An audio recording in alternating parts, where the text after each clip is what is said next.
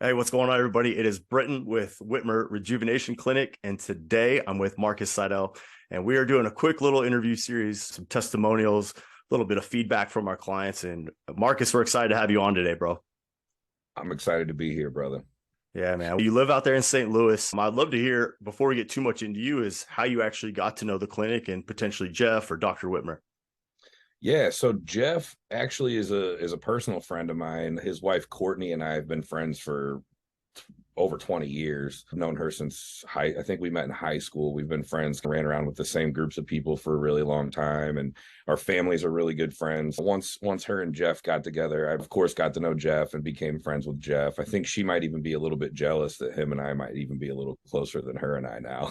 That definitely tends to happen for sure. Especially as I can tell already, you and Jeff have a lot in common inside the training space and stuff like that. Marcus, why don't you tell us a little bit more about what you do in your day to day?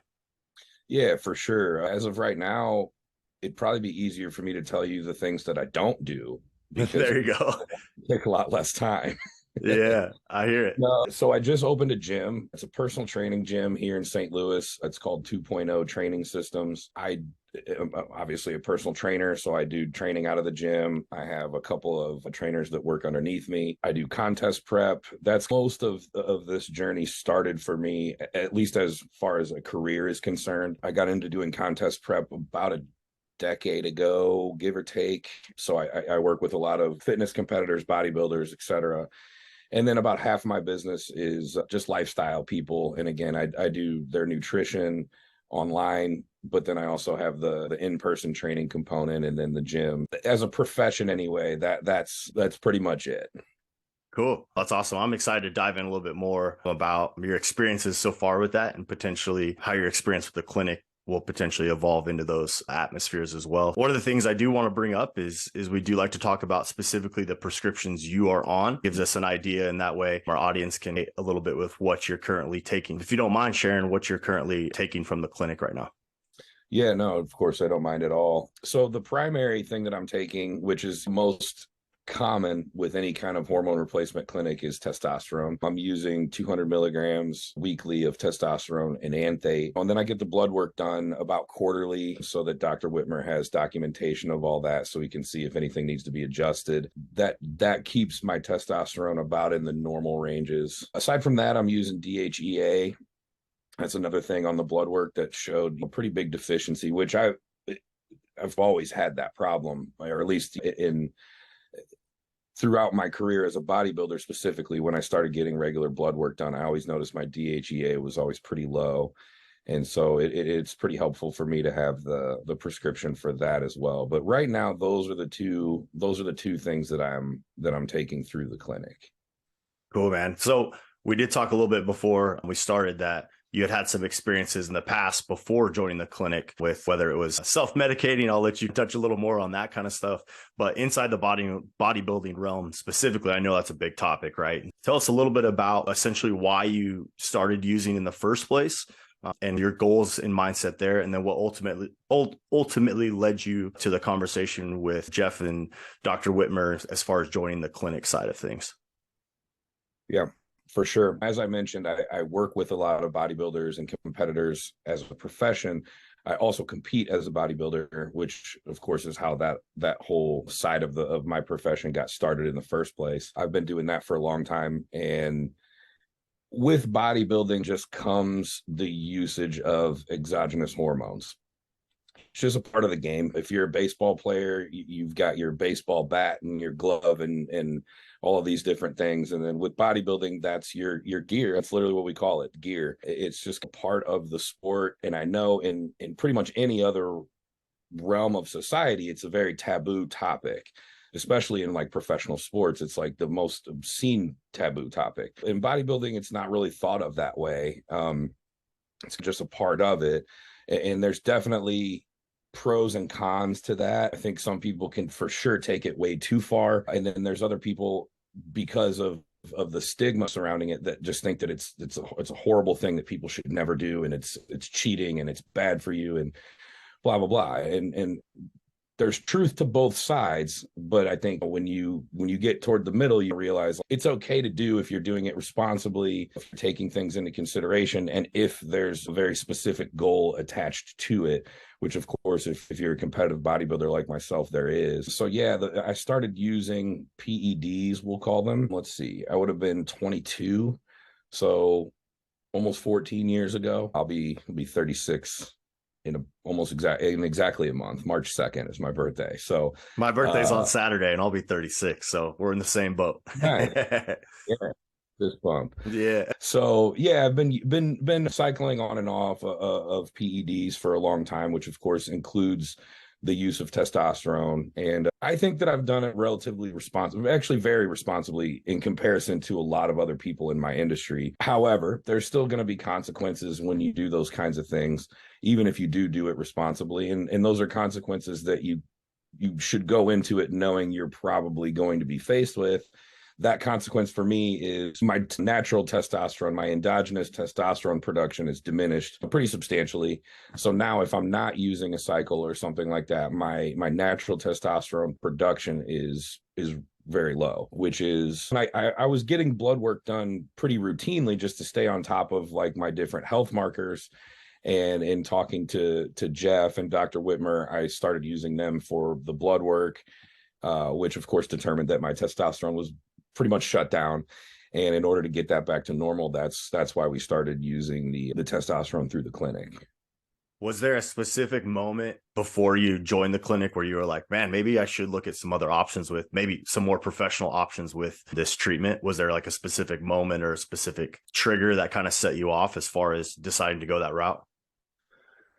I wouldn't say there was anything overly specific in that regard. It was just the knowledge that this kind of thing was going to happen. And then I started seeing a lot of the signs, not seeing, but feeling, experiencing a lot of the signs that I probably needed to do something in a more clinical setting. One, I'm just a busy person. I just have a lot of things to stay on top of and be in control of. And with the things that are going on inside your body hormonally, it's hard. It's not something that just shows its face on a daily. You can't look in the mirror and see that you have low testosterone. And even some of the things that you start to feel, which is what I was getting into, is a sense of depression or being more lethargic or things like this just creep up on you and you don't know exactly what's causing them sometimes. And then sometimes you just start to blame those things on some other random event that might be taking place in your life. And it's like, I just went through a breakup. That's why I feel this way or whatever. That wasn't even what happened to me, but that's typically like what people do. They look at what specific event made me feel this way, when in reality it may just be your hormones. And I tell people this all the time as a nutritionist, it could literally be your nutrition that's causing some of this stuff. But in this, with the blood work, to give you a more objective picture of what was going on with me, I came to the realization that I just have low testosterone now, and this is just something that needs to be addressed at a more medical level, where I don't need to be in charge of all this. Someone who's much more qualified than me should be in charge of this. Yeah. Dude, those are great points all across the board. I think for me, we just touched on it. Our birthdays are within 30 days of each other. And you hit it around the head. Like, you can't really explain it. It's like one day you just wake up and you're like, this specific thing happened. It's just kind of like all of a sudden there may be a day when you look in the mirror and you're like, man, this isn't what I used to look like. This isn't what I used to feel like. And I think you hit it on the head there too, where I've had kids now. I haven't trained the same way I used to 5-10 years ago. So maybe that's what it is. Dude, I got that blood work, and the gap that was there was something that I never would have known other than going that route as far as joining the clinic and getting that work done. What specific benefits have you seen now that you have been with the clinic, the amount of time you have been? There's a million different things. And a lot of the things that I've noticed have contributed to positive outcomes in other ways, more indirectly. But the biggest, I would say, is probably just having more energy. And I know that's a cliche thing to say. It's an obvious thing, but that's really part of it. I also go pretty badly with sleep apnea. So there's like a vicious cycle of things going on when you don't get good quality sleep. Now, I do use a CPAP for that, which definitely helps substantially. But still, like when you struggle to get really good quality sleep, and then pair that with the fact that you have low testosterone and all the different side effects that come with that, it's like, oh my God, this becomes really obvious. Just having more energy in general when you have trouble sleeping is something that you immediately notice. It doesn't take long at all. Sex drive definitely is one that guys will notice really rapidly. A lot of times, again, like you'll have a diminished sex drive and you'll start to blame that on a million other things. Like who knows what it is, but a lot of times it's literally just because you just have low testosterone, and there's no other way for you to be able to prove that than to get that blood work done and see it for yourself in an objective fashion. So again, once you go on the hormones that fix that problem, your sex drive comes back. That's probably the most obvious one in the world. I tell people all the time, guys specifically, it's, dude, if you don't have a healthy sex drive, there's something wrong. There's something that needs to be addressed. More often than not, it's probably a hormonal thing. And to piggyback on that, my body composition is better too. What would happen to me a lot if I'd be off a cycle for an extended period of time and my testosterone would plummet. Again, I'd be lethargic, I'd be depressed, my training would suffer partially as a result of just those things, in addition to the fact that my gym performance wasn't going to be as good because I'm not as strong and the muscle's not as full, etc. And so I would just get out of shape. I would lack motivation to really train. I would lack motivation to eat well. I would let myself go a little bit, and I would literally just look like shit. And you get to a certain point and you're like, oh my God, how did I let myself get here? And again, that might not be a direct result. You can still get fat and out of shape using testosterone, no question about it. All those other factors that contributed to me getting out of shape could have probably been solved or at least improved dramatically by just having that testosterone level within the normal ranges, at least. Yeah. The two things for me. So like I have 2 kids, a third one on the way in May. And so my initial thought was there was nothing wrong with my sexual function as far as like being able to have kids, performing, things like that. I didn't have any issues there. Now I will say when I started my treatment, it brought to light maybe the deficiencies I did have as far as just my overall sex drive and my libido and the way I feel. I love my wife. As I mentioned, we've been making kids, but like that gap was still there that I didn't even know was there till it was there. And then what you were saying, I think the energy and the will to get up in the morning, get after it, that affects everything in your life, whether it's professional, fitness wise, marriage, relationship wise, things like that. Those are all going to reflect that extra energy and spunk you get through the treatment, and how I always want to perform my best. One of the great things Dr. Wittmer always says, he doesn't want to be a frail old man, right? I'm 35. I should still be able to get after it every single day, whether it's in the gym, whether it's socially, whatever it may be. And those are some of the benefits I saw right away for sure, as well as just that spunk to want to get after it every day. No doubt about it. Yeah. What you just said reminds me of something I see in my profession a lot, more commonly with lifestyle clients. When they start dieting, they're on a proper nutrition regimen. They might start training for the first time, maybe ever, if not maybe the first time in a while or whatever. And they'll come to me and say, man, I feel unbelievable. I feel so good, which is great. I love to hear that. But in reality, what I oftentimes tell them is, no, you just feel normal now. Like you feel the way everyone's supposed to always feel. You just got used to feeling like shit all the time. You felt like shit 24 hours a day, 7 days a week, but because you were so accustomed to it, because it happened for such a prolonged period, you thought that was normal. Now that you feel normal, you think you feel incredible, which is whatever. I don't care. That's great. If you feel incredible, you feel incredible. That's exactly how you should feel. But what people don't realize is that's how you're supposed to feel all the time. Every human is supposed to feel like that all the time. And a lot of times there's just some deficiency in something that's causing us to feel like crap and normalize feeling like crap until they do take that step and come to the realization that, oh, life is this, that wasn't all life had to offer. We can do better than that. Yeah. You hit it on the head, man. That's perfect. And actually segues great into my next question. You mentioned you just open your gym and you have your training clients, whether it's online or in person. Is this a conversation you have with them as far as their testosterone levels or potentially getting involved with the clinic? And if that is a conversation you have, what does that look like? And maybe what are some things you specifically look for that you've experienced in your own life that you're able to hand off to them?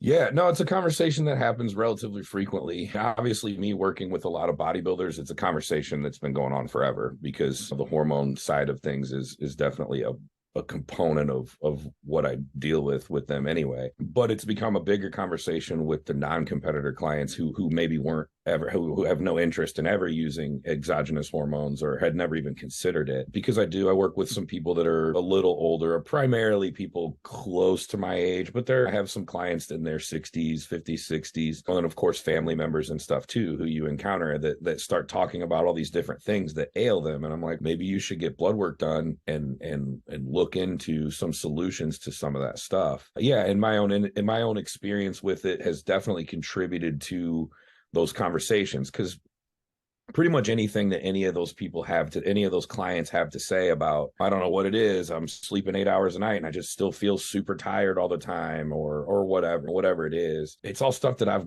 experienced myself. And through those experiences, it makes it really easy for me to bring up that topic, because a lot of the solutions to those problems I had were a result of using the hormones. Yeah.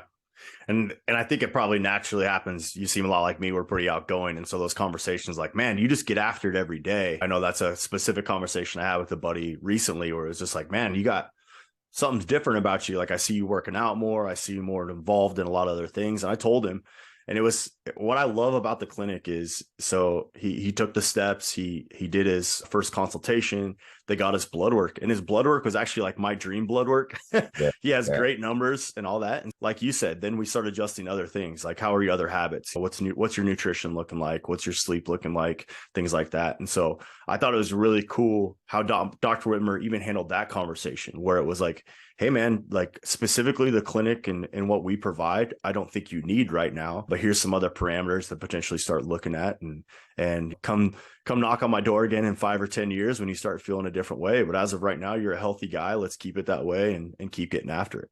Yeah, no, and that's something that I totally respect about anybody, because especially as a doctor, there's people who have specialized professions that other people really don't have any understanding of. Mechanics are the worst about this.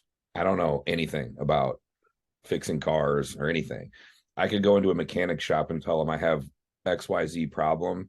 They could tell me anything needs to be fixed and tell me any price. And I would just be like, okay, here we go. I don't know. I can't tell you you're wrong because I don't know anything. I would respect a mechanic that would come back and be like, no, your car's actually totally fine. There was just this one little thing. We pulled it out and it's done. Your car's good. No, you don't owe us anything today. I don't know that that's ever happened in the history of auto mechanics, but yeah, that's the thing. Like maybe you have some things that ail you, and maybe you get blood work done and it has nothing to do with your hormones whatsoever. It could just be something completely unrelated. Unlikely, I would say, because whatever that unrelated thing is probably going to cause some kind of deficiency somewhere. Again, if let's just say that the problem was just that you're not getting any sleep. Maybe you're sleeping 4 hours a night, and that's really the root of what needs to be fixed as a solution to whatever problems you're experiencing. That in and of itself is probably going to result in something being deficient in your blood work too. That's something that I definitely respect, is the fact that Dr. Wittmer isn't just trying to put everybody on every hormone so that he makes more money. It's more so like, we're going to identify a legitimate problem, and then here is a solution to that problem. And if there is no problem that I can deal with, then do your thing. We'll help you figure it out in a different way. Yeah, that's it, man. Once again, segues into my last question here is some of the stigma around it. Now, you mentioned in the bodybuilding world, it's a little more common and things like that. I was a college athlete, played some arena football, things like that. So I was in that other pool of no, you can't do that stuff. Like, it's wrong, whatever. Jeff, we recently posted a podcast he was on recently where they talked about the thyroid issue and how, all of our moms, or we have some relative, some family friend that has a thyroid issue. And so what do? They prescribe thyroid medication because there's a deficiency there, right? Do you see, or what signs do you see leading up to testosterone being something very similar, where it's a very commonplace for males to get their hormone levels checked? They are able to see from a clinic space that there's a deficiency there, and then prescribe them the medication needed to be their best selves and live longer, healthier lives. So I guess rephrase the question. I don't know. Yeah, I went around it a little bit. That's all good.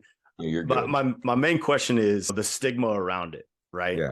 How are we going to stop that? Like me, somebody like you has seen some of that. Is it just in specific storytelling? Is it in personal experiences? For instance, if somebody at your gym or one of your members was to approach you about it, but in a more worried way, what are some points maybe that you would lean on that would take away a little bit of that stigma of the negative side of it?